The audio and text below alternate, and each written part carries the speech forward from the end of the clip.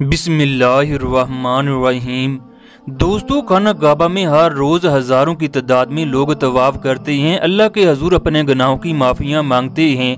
खाना काबा अल्लाह ताला का वो घर है जहाँ ऐसे ऐसे मोजज़ात होते हैं जिनको देखकर इंसानी अक्ल हैरान रह जाती है। इंसानी दिमाग ये कहने पर मजबूर हो जाता है कि ये कैसे मुमकिन हुआ, मगर अल्लाह ताला की कुदरत पर यकीन करना हर मुसलमान पर फ़र्ज़ है, क्योंकि ये हमारे ईमान का हिस्सा है। खाना काबा इस दुनिया की अजीम तरीन जगह है, ये ज़मीन व आसमान का सेंटर है। ख़वातीनो ज़रात, एक आदमी बाबे अब्दुल्ला से दौड़ता हुआ आया। उसने आते ही खाना काबा को चूमना शुरू कर दिया। वो खाना काबा को ऐसे चूम रहा था जैसे कोई प्यासा पानी की तलाश में हो। खाना काबा को चूमने की शिद्दत हर कोई देख रहा था कि ये आदमी काबे के गिलाफ को पकड़कर किस तरह चूम रहा है। उस आदमी की बीवी भी उसके साथ थी। उसकी हालत देखकर उसकी आंखों से आंसू जारी थे।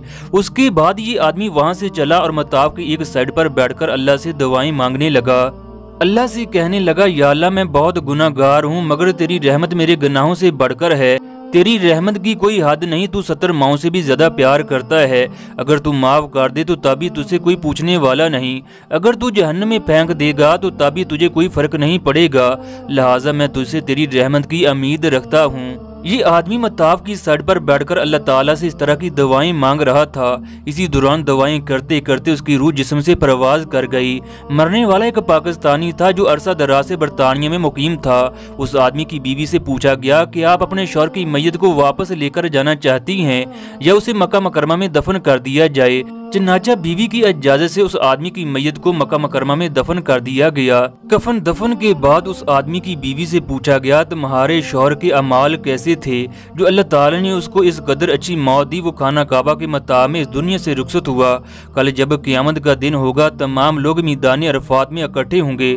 खुशकिस्मत इंसान वो होंगे जो यहीं से उठकर मैदान अरफात में पहुंचेंगे। तुम्हारा खामद भी उन खुशकिस्मत तरीन इंसानों में शामिल है। ख़वातीनो हज़रात, वो उन लोगों को बताने लगी, एक वक्त था मेरा शौहर शहर का अय्याश तरीन इंसान था। उसकी जिंदगी इस तरह की थी कि जिसके बारे में इंसान सोच भी नहीं सकता।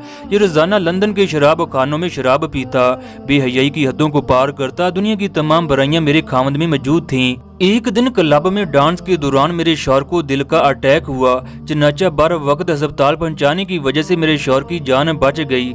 मैंने शौहर को समझाया, आज अल्लाह ने तुम्हें दोबारा जिंदगी दी ताकि तुम अपने गुनाहों की माफी मांग सको, अल्लाह को राजी कर सको। तुम्हें अल्लाह ने किसी खास मकसद के लिए इस दुनिया में भेजा है, मगर तुम अल्लाह की नाफरमानियां करते गए। कल क़यामत को अल्लाह ताला ने आपसे हर निमत के बारे में सवाल करना है। वो तुम्हारी जवानी के बारे में पूछेगा कि तुम जवानी कहाँ गुजार कर आए। इस बात को सोचो, अगर आज तुम्हें मौत आ जाती तो अल्लाह ताला को क्या जवाब देते, अल्लाह ताला के सामने क्या उज़्र पेश करते। ऐ मेरे शरीके सफ़र, ये दुनिया आर्जी है, आगे एक लंबी जिंदगी है, रब की तरफ लौट आओ। चनाचा मेरे शौहर पर मेरी नसीहतों का इंतहाई गहरा असर हुआ। उसने अल्लाह से तौबा की, अपने गुनाहों से माफ़ी मांगी, अपनी ज़िंदगी को अल्लाह के हुक्म के मुताबिक गुजारने का फैसला कर लिया। मेरा शौहर 6 महीने में अल्लाह के बहुत करीब हो गया।